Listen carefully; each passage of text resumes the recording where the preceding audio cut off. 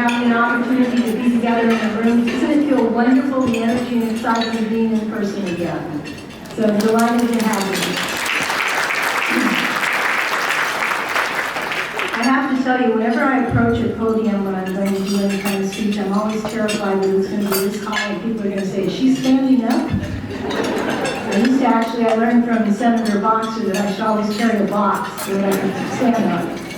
I'm Ophelia Pascal, and my day job is I'm an affiliate at the Turner Center for Housing Innovation at UC Berkeley. I'm also, go Bears. And if there's any of those USC people or USCLA people, we'll forgive you. But, I'm also a member of the PPIC's Board of Directors, and I'm pleased to welcome you to the PPIC second event of our 2023 Speaker Series on California's Future. We would like to thank the sponsors of the Speaker Series. Their support makes it possible for these events to be free and available to the public, and the sponsors are listed on the screens and on our website. This series is also funded by the PPIC Donor Circle and the PPIC Corporate Circle. These are groups of individuals and organizations that provide generous support to PPIC. Encourage you to visit the website to find information on how you can join PPIC as a sponsor or donor. We'd love to have you.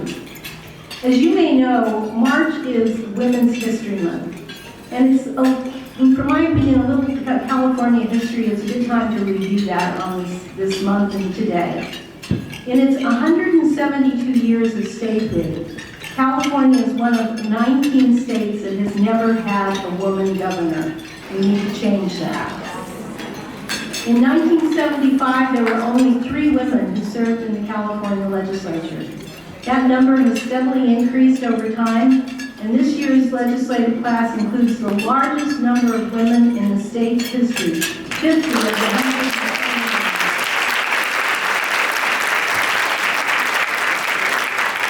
It's not exactly the parity, but we're on our way there. We are delighted to present today's program and featuring 4 influential women from the California State Legislature. But before we begin the program, a few housekeeping items. As a public charity, PPIC does not take or support positions on any ballot measure or legislation, nor does it support, endorse, or oppose any political parties or candidates for public office. At the end of today's program, there will be time to respond to audience questions. If you're here with us in Sacramento, please raise your hand if you have a question, and the PPIC staff will come to you with a microphone. We ask that you state your name and your organization before you ask your question. If you're joining us virtually, please email your questions to ppiceventquestions@gmail.com, and again, include your name and organization. PPIC staff will be monitoring the email questions and will incorporate them in the Q&A as time permits. Lastly, if you haven't already, please silence your cell phone. Now on to the program. I'm very pleased to introduce today's moderator, Tani Cantil-Sakauye. Tani joined PPIC as President and CEO at the beginning of 2023. You may have known her in her former role as Chief Justice of the California Supreme Court, and we're thrilled to have her on board. So with that, Tani, the floor is yours. Thank you, Ophelia. Welcome, everyone, to this wonderful event. And as you heard, March is Women's History Month, something worth repeating, and today is International Women's Day. We are very and proud to have these distinguished women leaders with us. And while their extensive bios and accomplishments can be found on your table and also on the PPIC website, I'm going to take a few moments to introduce them. I'll begin with Senator Nancy Skinner, an accomplished legislator, a Democrat from Berkeley, representing Senate District 9. The senator served in local government and the Assembly before her election to the Senate. The senator chairs the powerful Senate Budget and Fiscal Review Committee and the California Legislature's Women's Caucus. Next we have Senator Janet Nguyen, a Republican from Huntington Beach, representing Senate District 36. The senator served in local government and the Assembly before being elected to the Senate. She chairs the Senate Republican Caucus. Next, we have Assemblymember McKinnor, a Democrat from Inglewood, representing District 61. The Assemblymember was elected in a special election in June 2022. She comes to the legislature after most recently serving as the Civic Engagement Director for the nonprofit LA Voice. The Assemblymember chairs the powerful Public Employment and Retirement Committee. And next we have Assemblymember Liz Ortega, a Democrat from San Leandro, representing Assembly District 20. The Assemblymember was elected in November 2022, and she comes to the legislature most recently having served as the statewide political director for AFSCME Local 3299, the University of California's largest employee union. Welcome, what a pleasure it is to have all of you here.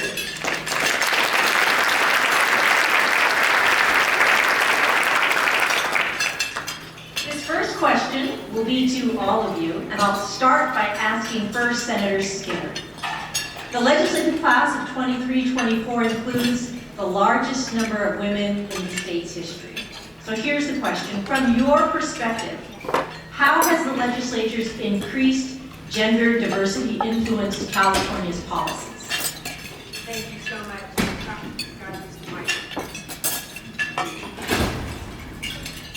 On, right? Yeah. Okay. Thank you very much, Tani, and let me thank you for your incredible service as our Supreme Court Justice. And I'm very glad you continue your public service. I view PPIC as public service. Anyway, so I have the great good fortune of chairing the Legislative Women's Caucus. I was vice chair the previous couple of years and have been active in it for since the day I arrived in the legislature. And about 10 years ago, we had only 22% of the legislature was female. We are now at 42%. And we did an incredible leap in the last 8 years. And about 8 years ago, the Legislative Women's Caucus, the members, decided we were going to make it our focus to increase the number of women. And we did not like the fact that California was so underrepresented. That the legislature did not have a real adequate representation of women. So we really put a very concerted effort towards that. I think that we're very proud of that success and that we have 50 today. And as was mentioned, we do intend to get to parity and above. Why is this something about equal? Nobody's ever worried about the fact we've always had so many more men. So let's get to the point where we might be worried that there's no men. What is it that the presence of women in the legislature has made a difference on? There's lots of studies that indicate what kind of, when a legislative body or even a corporate board that has better gender diversity, what types of policies that affect. But let me just be concrete. Concretely, what our Women's Caucus has focused on for a good 10 years is really lobbying to greatly increase the state's investment in and commitment to the early care and education of our 0 to 4-year-olds. Our public school students, which start now 4 because of TK, but before age 5, they would have some years where our school funding wasn't as good. They were in effect protected in the budget by Prop 98. Whereas our 0 to 4 children, no protection whatsoever, no guarantee that they would have quality care. And this, of course, affected the workforce because women who cannot afford or obtain quality care for their children have a difficult time getting in the workforce. It also affected children's poverty. And California has the highest percent of child poverty in the country. So we've made a huge commitment to that, and as a result, we have doubled the state's funding towards early care and education, and are going to continue that. And we've also focused on looking at those areas of the workforce where women are not well represented, and a couple of the things like that, but I'll stop there. Thank you, Senator. Thank you. So same question then to Assemblymember McKinnor about how it is, in your opinion, gender diversity has influenced California's policies, or even diversity writ large, for moms, for people of color, how has that influenced California's policies? Good morning. Is it still morning? Good morning or good afternoon. I'm only the 20th black woman to serve in the California State Legislature. And so we still have kind of a lot of work to do on that. The state has been chartered for about 173 years, and it has exactly 21 black women who have served. Lola Smallwood is the last one to get sworn in. And so I think when you bring diversity and you bring women to the table, we're about our families, right? Most women, we're about our families. We're used to taking care of our families. So the legislation that you'll see coming out of this group, I believe, will be around housing. It'll be around jobs, diversity on jobs. It'll be around equity. It'll be around public safety. And so I think that having women here is just going to make a tremendous difference because we just legislate different. We take care of the family different. And so that's what I think you guys will see out of this group. Thank you, Assemblymember. How about Senator Nguyen, same question. Thank you. You know, I think increasing diversity and, quite frankly, just different perspective. Because we all have our own different perspective and our different life and how we grew up. My family we escaped communism when I was a little girl, came to the United States. Our family, I didn't speak any English. Our family was on welfare food stamps. And so I was able to bring that perspective to the legislative body. And actually, what was very proud for me is this year I'm the only 2 Asian American women in the legislature. The last 2 years I was the only one. And so we have a lot more to give. But one thing is that Asian Americans, there's a lot of different perspective and a lot of subgroups in Asian Americans as well. There's currently 2 Asian American women. Both of them are Vietnamese American. We both have the same last name. It's a win-win situation. You can't beat it. So, but I think what has been mentioned by both the Senator and the Assemblymember is that with those different perspectives, us as mothers, I have a 10-year-old and a 12-year-old. I know what it's like today to live in when inflations are affecting all of us. When I have a 12-year-old who can see a Big Mac, chicken nuggets, a large fries. Actually 20 chicken nuggets. So that tells you our grocery bill is quite a bit when he has his groceries. And I live that life. I'm living what you're living. And I think that's what's important when we have diversity that can bring to the table a different perspective, whether it's from North Sacramento, North or California, or Southern California, or Central California. It is very different. California itself is so unique that in terms of culturally, diversity, perspective, we're so different. And I think the more we have the differences of our opinions, the more we can actually legislate that we can legislate to work for everybody in California. Thank you. Assemblymember Ortega, from your perspective and experience, how has gender diversity or multi-diversity influenced California's policies? Well, first of all, buenas tardes. What a beautiful day to be spending with this panel right here. I mean, you talk about International Women's Day. We look beautiful.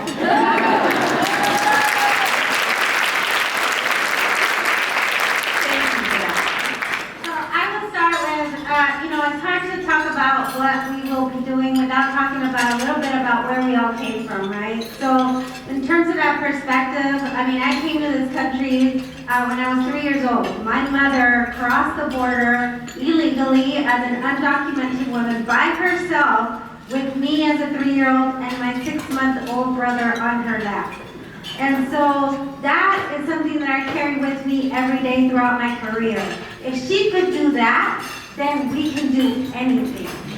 And that's what I plan to do. I spent my career fighting for working families, making sure that we have access to good jobs, making sure we have child care, making sure we have access to health care. All of the things that we all care about very much, and is the reason we are on this stage today. But I think the one thing that we, in addition to just that vision and experience, we bring that voice into that room where we're often unseen and unheard. And as you will hear from many of us today, none of us are very quiet. And we will make sure we're seen and heard, and that we deliver for all women in the state of California, in this beautiful place called the United States. My mom brought me here for that American dream, and my job is to make sure that it's sustainable for all of us. Thank you so much. These are awesome answers, and I know that we could go on and on. We have limited time, but this has been just a tremendous first round of answers. Thank all of you. Thank you. The next question for each of you is a little bit more about how or why did you first get interested in politics and elected office? In other words, what was the initial pull to get you here today? And I'm going to start with you, Assemblymember Ortega. The initial pull, well, first of all, I've been asked many, many times. Prior to coming here, I worked for labor for over 20 years. And part of that experience meant identifying and getting other folks elected into office that shared our values. And so I've been asked many times, and like many other women, I've always said no. I'm busy, I'm working, I have kids, I got this, I don't want to do that. And eventually, I looked in the mirror and said, well, if I don't do it, then who is? And I know that a voice needs to be had, and this is an opportunity that is not about Liz Ortega. It's about the hundreds and millions of people that require us to be at that table with that voice. And so that's what got me here. And the beautiful constituents of Assembly District 20, 500,000 of them, decided that I was the right person to stand here to fight for all of us. And that's how I got here, and with the support of my family and friends. Thank you. We're glad you looked in the mirror. Senator Skinner. I was a student at UC Berkeley, and I'd never taken a poli-sci class. I'd never thought about running for office, but I was very active in a number of campus and community issues. And there was a tradition in Berkeley amongst a certain political group to always run a student for the city council. Now, their primary purpose of that was, it was to get out the vote measure, that if you put a student on the ballot, and none of the students had ever won, that if you put a student on the ballot, that would motivate more of the Berkeley students to vote in the municipal election. So it was a very explicit get out the vote measure. And so I'm active with this group, and they start recruiting me, and I'm like, city council, or, anyway, but I ended up running, and like I said, no student had won. And I took it very seriously. I didn't run to lose, but I really did think I would win. Well, I was the top vote getter and I won. Starting history even then, Senator. How about you, Assemblymember McKinnor? What was the initial poll? Well, I will tell you guys that in 1992, we had the Rodney King riot, what we call this LA civil unrest. In LA, and that got me off the sofa. I had never thought about politics. If someone would have told me when I was in high school and college that I would be an assemblywoman, I would say you're crazy. I never thought about politics, but after that happened, I had two sons. Now they're 32 and 35. And I had two sons, young sons at the time, and I thought, I better get off the sofa. I better get up and pay attention to what's going on, because I just saw a black man get beat on the video camera. Back then they had the big video cameras, you guys. Not our phones, but the big video cameras. And after that, I just didn't sit down. I had to get involved in my community, make sure I know what's going on.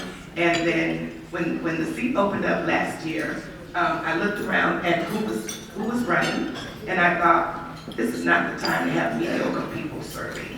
And so I just said, I've ever done in my whole life, but I decided to put myself out there because I knew that I would serve my people well, and I would put people before power. Thank you so much. Thank you. Same question to you, Senator Nguyen. So in my family, we get three career choices: doctor, lawyer, engineer. I was headed to UC Irvine and wanted to be an obstetrician. I was working 3 jobs, both school full-time. And I took a community political class to meet my social science credit. the visiting professor was the chairman of the Orange County Board of Supervisors. I thought to myself, whatever. I have chemistry, I have physics, I've got all these bio classes that are much more important to me. But then after class ended, I thought to myself, maybe if I could get a recommendation letter from this seems to be an important person, it might help my application for med school. So I asked to volunteer, 5 hours, became 10. 10 years later, I come back as the youngest county supervisor in Orange County's history. And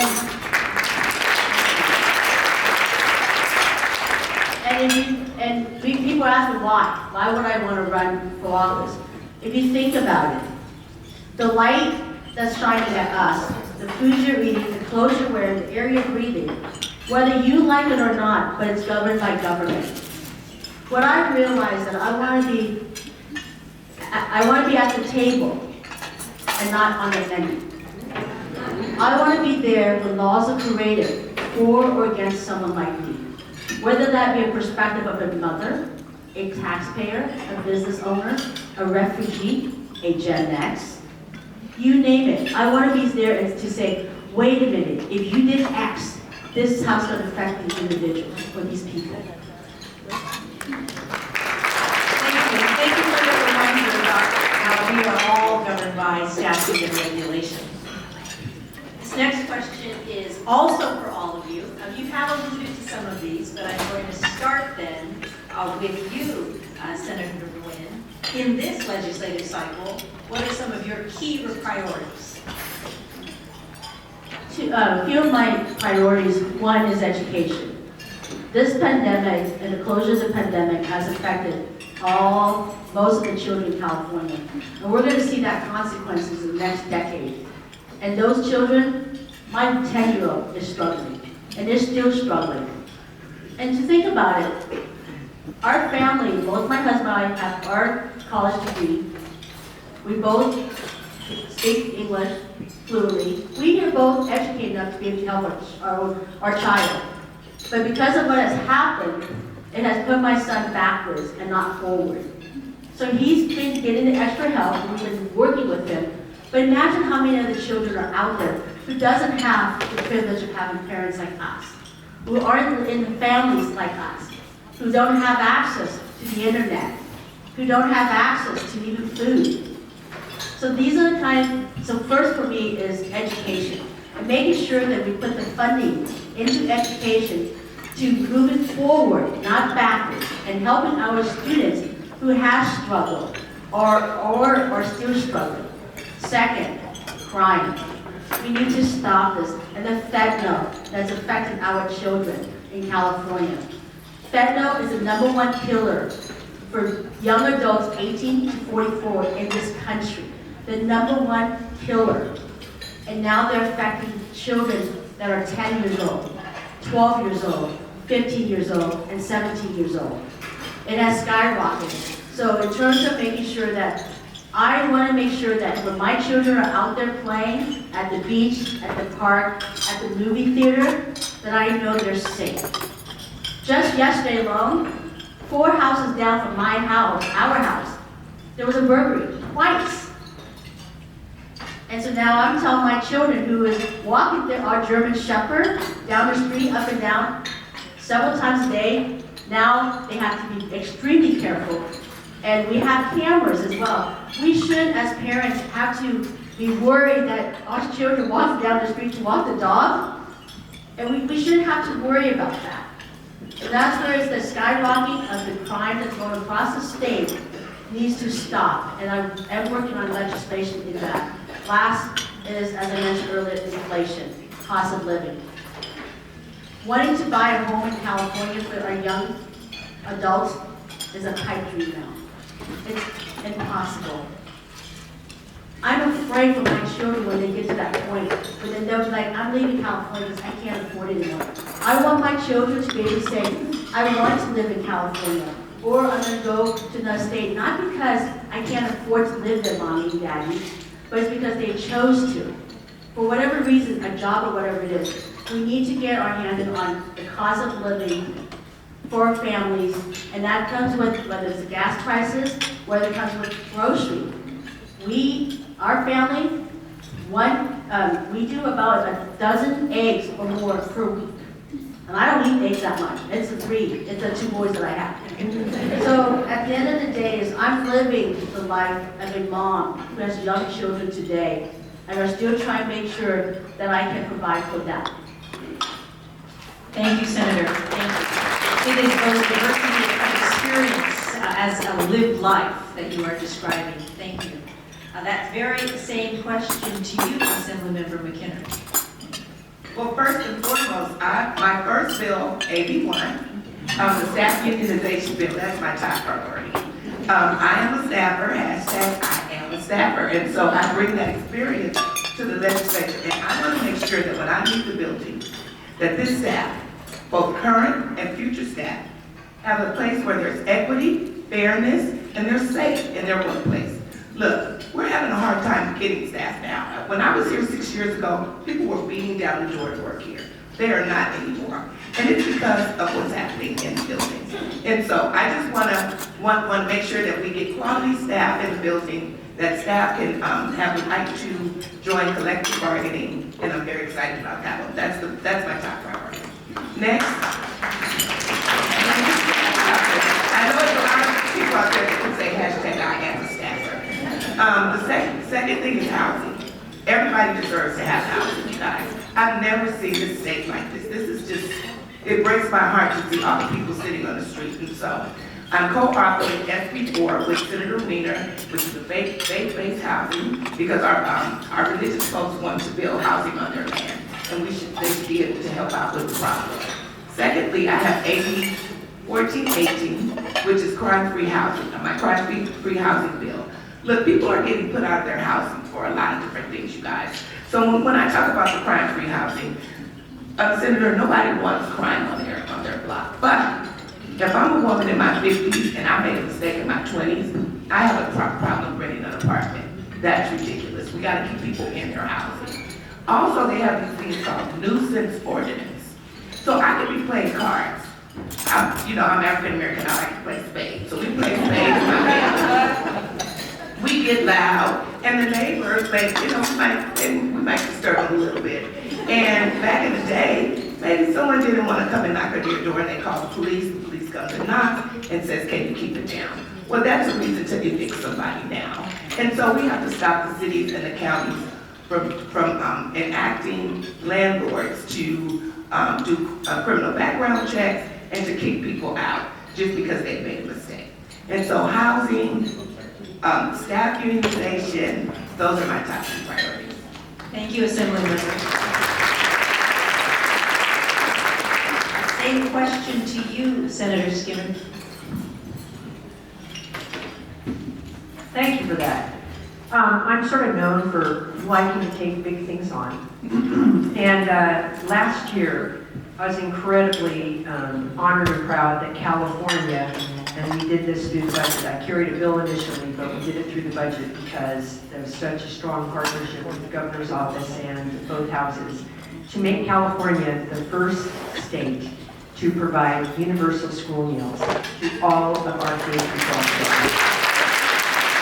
So every public school child now gets 2 free meals, does not have to fill out the form, doesn't have to stand in the shame line. For those of you who might have been on free and reduced lunch, you might remember that you had to be in a certain line and such, and maybe your parents hadn't paid the full bill, so you got either no lunch or something, an apple. Anyway, we've eliminated all that, and we're now providing many children half the calories that they'll get in a day. So that's an incredible thing. But the federal nutrition guidelines, and California follows those, we have guidelines for limits on the amount of fat in our meals and certain other things, but we have no guidelines regarding added sugar and added salt. And we would look at chronic diseases, which often, the beginning of a chronic disease can be conceded when you're young.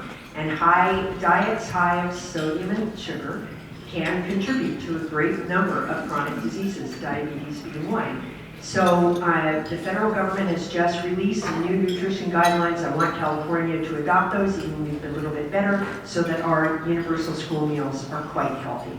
So that's one big priority. Another priority I have, our colleague talked about fentanyl. It is a horrible scourge right now. But some of you may have noticed there's recent reports, both in Washington Post and New York Times, about how easy it is for any of you, anyone in this room, and of course our kids, to buy fentanyl through social media platforms. Now, when we talk about that age group who are dying of fentanyl overdoses, most of them are not going on the street and finding some drug dealer to buy those. They are buying it on the internet. Now, the social media platforms have the ability to design their algorithms to protect our children from that harm. You do not see these same incidences of children being directed to sites that are pro-suicide, or the choke challenge, or sites where they can buy fentanyl, or sites where they can buy ghost guns. You don't see that in Europe. And you don't see it because Europe regulates our social media sites. Not their content, but the algorithms. We could do the same. Now, of course, our social media could themselves take responsibility and design their algorithms differently so that they aren't directing our children to sites that do harm. But they have not opted to do so yet. So I am carrying the bill that is very targeted at the direction towards suicidal sites, purchase of fentanyl and other illegal drugs, purchase of ghost guns, and other content that does harm to our children. So that's another priority bill I have. Thank you. Assemblymember Ortega, your legislative priorities. Since we're talking about fentanyl, I also have a bill related to fentanyl. Mine takes a little bit of a different approach. You know, right now we're talking about the statistics. It's the #1 killer in America outside of COVID, right? During the height of the COVID pandemic, we had, 200-300 people dying a day. That's the number we're hearing today with fentanyl. 200 people a day are dying. And it's, not overdose, it's poisoning. Because now we're talking about 9, 10-year-olds that are being poisoned, babies that are being poisoned on the playground. And so there's life-saving medication that's out there right now that's only accessible to very few people. And so my bill will make it accessible to everyone. So while we figure out how to stop this poison from coming into our communities, and we figure out the punishment or what we're going to do about it, it's here, it's now. So if there's life-saving medication that as a mother I can have in my purse, I want to make sure that I have it in case I ever need it. In case my baby's in the playground and accidentally gets up, because a little tiny bit will kill you.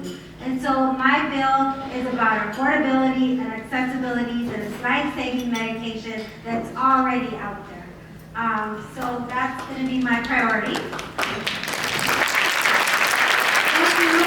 Life-saving, so we can applaud that. And my other priorities, as my colleagues talked about, is, keeping people in their homes. We talked a lot about homelessness and how to tackle the homelessness issue. And the #1 way to tackle it is to keep people in their homes. So making sure they're not evicted, making sure they're not put out in the street, making sure we have programs in place for people to stay where they are. And so really working on that protection, making sure people don't end up homeless. And then, along the lines of just access to healthcare and, education. And then, we're talking a lot about our budget right now and making sure that cuts are not made to the programs we need the most, especially during times of budget cuts. We need to make sure we protect our kids, our seniors, our mothers, and making sure that that's the voice that's heard when discussions are happening around what we do with this budget that's kind of looming amongst us and potential cuts. Thank you so much. I think all of us hearing the priorities are very inspired and supportive of what you're saying here today collectively. We're about to go into Q&A from the audience, but I want to ask this lightning round, fast, a phrase or a sentence from each of you to answer, starting with you, Senator Skinner, and then moving down, and that is, what advice would you give to a woman interested in following your path? This is the lightning round. Start calling your network, start figuring out how you're going to raise the money you need, and just get going. Thank you. Assemblymember Ortega. Win, win, win. Don't do it to lose. We're gonna do it to win. Thank you. Senator Nguyen. The sky's the limit, aim high, run as hard as you can, ignore everybody who says you can't do it, and just do it. Thank you. Assemblymember McKinnor. Build a team, build a team, build a team. Look at your friends next to you. Build a team. They'll help you out when it's time to run. Very good. Thank you for that advice. Valuable and time-tested experience. Now we are turning to that portion of our program where we are involving you, the audience, for Q&A. And we have some great PPIC runners out there with hands waving who have a mic to get to you. So they're in the back. Please raise your hands to ask this distinguished panel questions. Yes, Anna has a question. Please state your name and if you have an organization, and stand up and ask your question. Thank you. Okay. Janice Rocco with the California Medical Association. Could some of you talk a little bit about what the Legislative Women's Caucus and the legislature generally, working with the governor, have been doing lately to protect access to reproductive health care? Terrific. Senator Skinner. Janice, thank you for that question. I would have included that as my other thing the Women's Caucus is really focused on. Women are under complete assault in this country right now. That our ability to have bodily autonomy would be so questioned and criminalized. So the Legislative Women's Caucus, working with a group called the Future of Abortion Council, which is made up of organizations such as Planned Parenthood, NARAL, the National Abortion Rights Action League, Black Women for Wellness, Latinas for Reproductive Justice, and many more, we came up with like a 15-bill package last year that had the support of the governor, and we extended the access to contraceptive and abortion care. We expanded funding. We supported our healthcare workers in this regard. We offered protections to the healthcare workers who might serve a person who is in a state where it's criminalized. We also offered protections that if you came here from a state where it was criminalized, that you would be a safe haven, that the law enforcement from another state could not get you. We can't do as much protection when you return to your state, but certainly you can when you're in California. So those are some of the kinds of things that we did. And we have another set of bills that we are planning for this year. Our Women's Caucus meeting is today, and in the next couple of days we will finalize that package, and you will hear us being once again very bold, very assertive on this issue. Thank you. Section. Hi there, I'm Amber Mace with the California Council on Science and Technology, and all of your priorities are rooted in useful, accurate data to substantiate the policies that you want to move forward. And whether it's health outcomes or educational outcomes or housing, direction in housing. And I would love for you to share with us if you feel like you have access to the knowledge that you need in the forms that you need it, when you need it. How can we do a better job of getting you information to inform your policies? Thank you. And I believe all of you spoke to housing, but I'm going to turn this over to first Senator Nguyen, who talked about housing, and also all of you, but please feel free to jump in. I believe that we have enough data. I think it's just a matter of will and being able to work across the aisle. Because I think the four of us here, I think most of the time, us up here in the legislative body, we agree about 80% of the time. There's that 20% that we might have to respectfully disagree. But we also, though, I believe that every one of us up here, we want the same outcome. We just have a different pathway to getting there. And so in terms of data, I believe we receive a lot of data. But what some of the data in terms of housing that I think is missing is the affordability of it and how fast we can build something. In the sense of I had built back about 6 years ago, just to find out how much it costs to build a single family home and what that cost would be, whether, city, water, system, whatever it is, I wanted to know what that cost would be. Because are our housing costs overinflated, or is it just about right? None of us can answer that question. I mean, I know the supply and demand concept, but it would be good for us to understand what that actual cost is, not just the materials, but from all the local government all the way to the top, what that would be. Thank you. Assemblymember McKinnor and then Senator Stu. Yes, last year I did a bill, AB 1743. I hope I got the number right now. AB 1743, and that was to collect data. Because when I got here, the first thing I wanted to know about housing is like, where have we built housing in the last couple of years? When I was home working at a nonprofit, we were, we keep hearing about every city's boasting about how much housing they're building, but we really don't know exactly how much new housing has been built in the last 5 years. And so I asked the question, it didn't have the data, and so I did a bill. It was passed into law, and the governor signed it, and so we should be getting that data back, because it would be interesting to know where do we need to put data. I mean, put housing instead of just, just going blindly. And so I think that was, sometimes we don't have enough data. Thank you. PPIC loves data. Senator Stu. Well, actually, that's what I was going to answer, make a plug for PPIC. Please do. Seriously. Well, the reports, PPIC reports are incredibly helpful to legislators in terms of when we are formulating our legislative and budgetary concepts. PPIC reports are incredibly helpful, as are your polls. The other incredible resource that the legislature has is our legislative analyst office. California wisely created that office in the 40s. We were the first state to do so, to create an independent, nonpartisan entity that could provide the legislature information, data, and analysis that, not from the governor's office or not for an advocacy group, but just, here's the facts as best as we know it.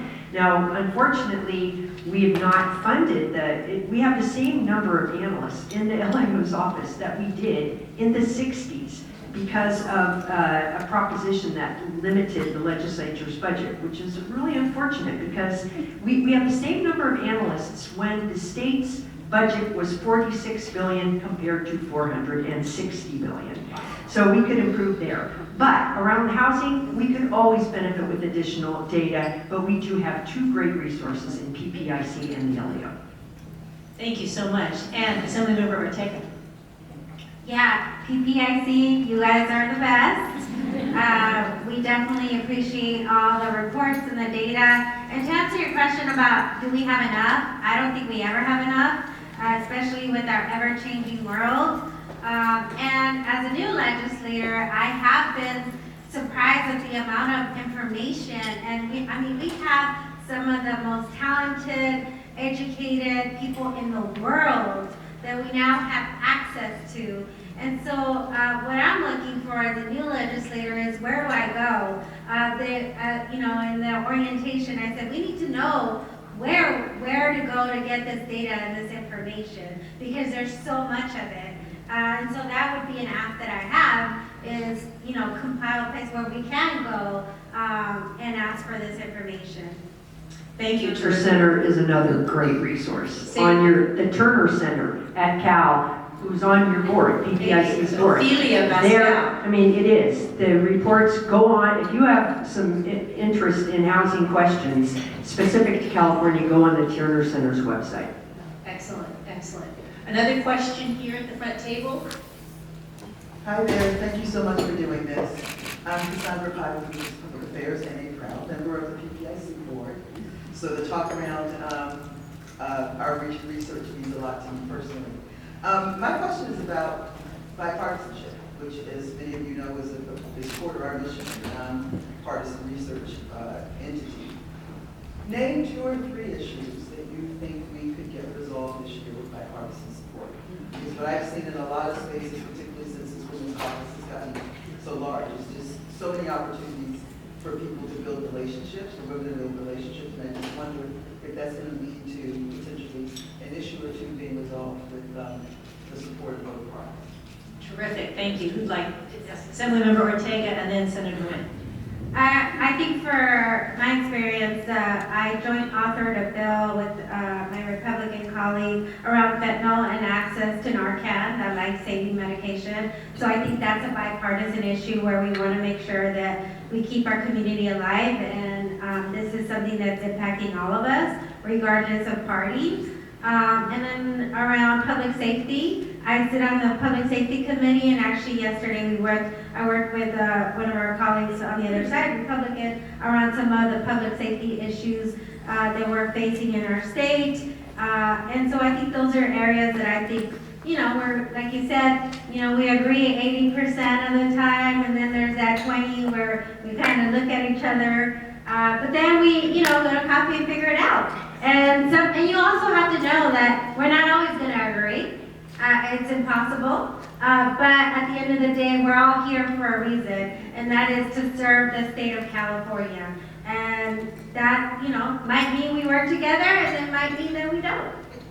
Very reassuring. Thank you, Senator.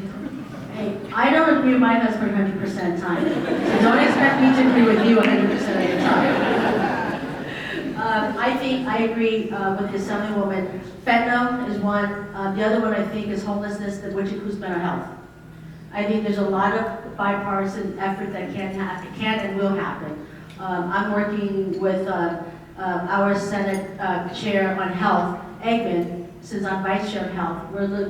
She's looking at a lot of mental health bills that she's going to be authoring or has already so far. And we're going to be working side by side and trying to help move that needle in terms of mental health, especially when it impacts with the homeless population. Thank you. Assemblymember McKinnor and then Senator Skinner, we're going to give you the last word on this question.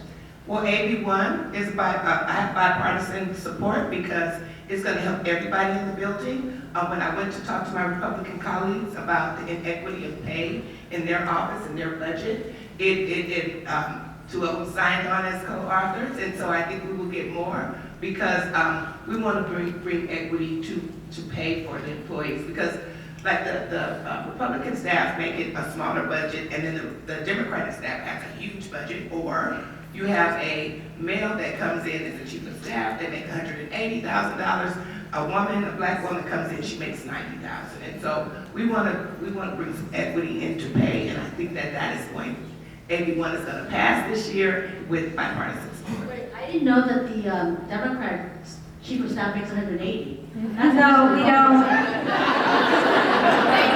don't know where that came from. We have some chiefs of staff that make one. This is all very interesting. Senator Skinner. Some of my most significant bills were bipartisan. The reform to felony murder was co-authored by Joel Anderson, who was the vice chair of the Public Safety Committee when I was chair of that committee, and it was a great partnership. And we passed that bill. It was a hard bill to pass. We passed it, and we now have a situation where many people who are serving murder sentences but did not commit the murder, did not participate in the murder, did not plan the murder, have now been resentenced and released from prison. The other one, school meals. School meals was completely bipartisan supported. So I don't think there was any no vote on our universal school meals. And my good colleague in the Senate, Rosalisi Ochoa-Bogue, was one of the co-authors.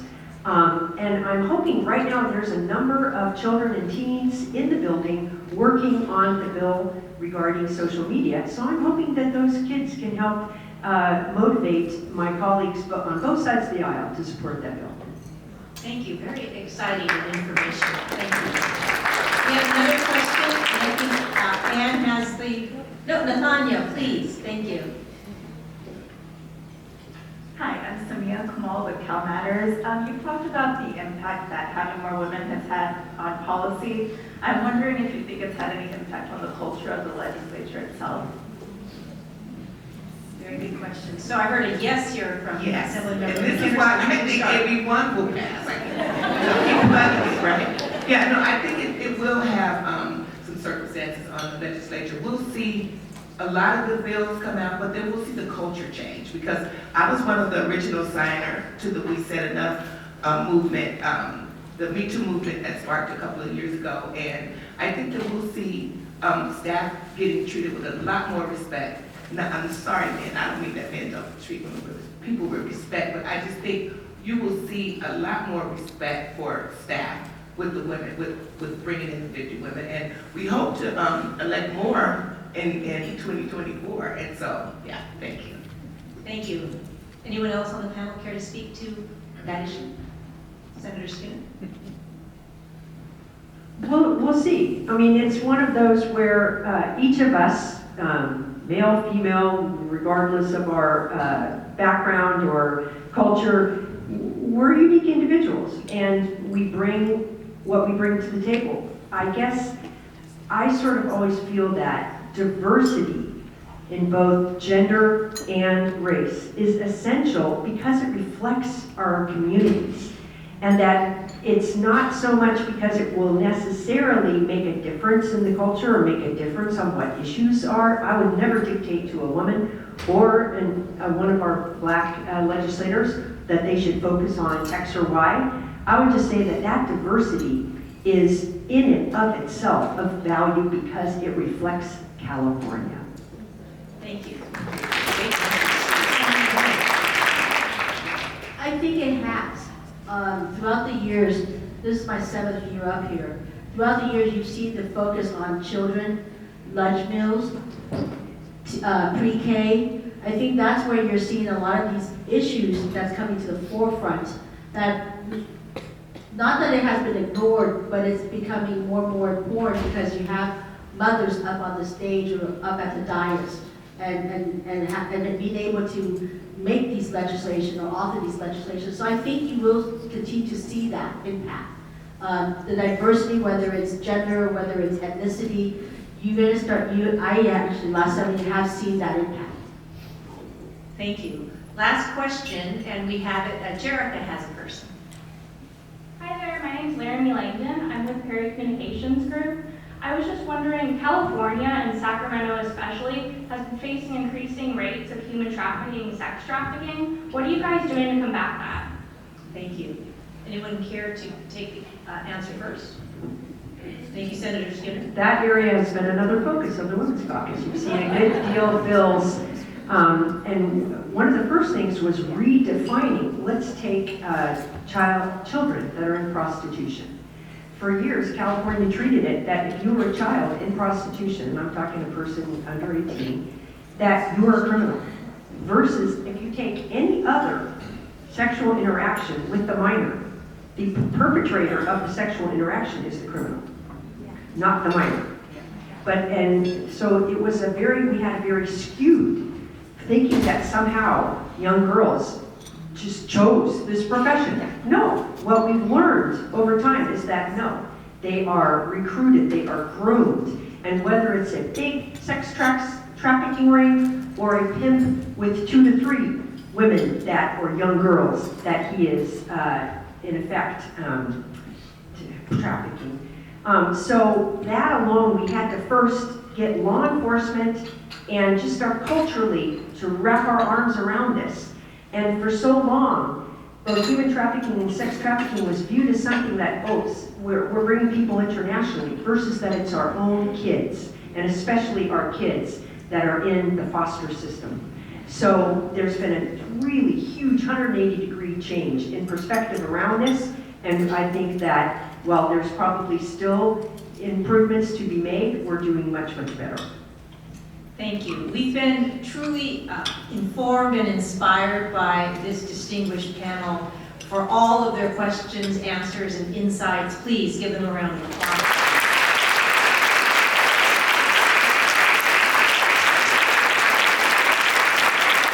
Thank you to all of you for making this a memorable event that is viewed by over 500 today and on YouTube later and on our website.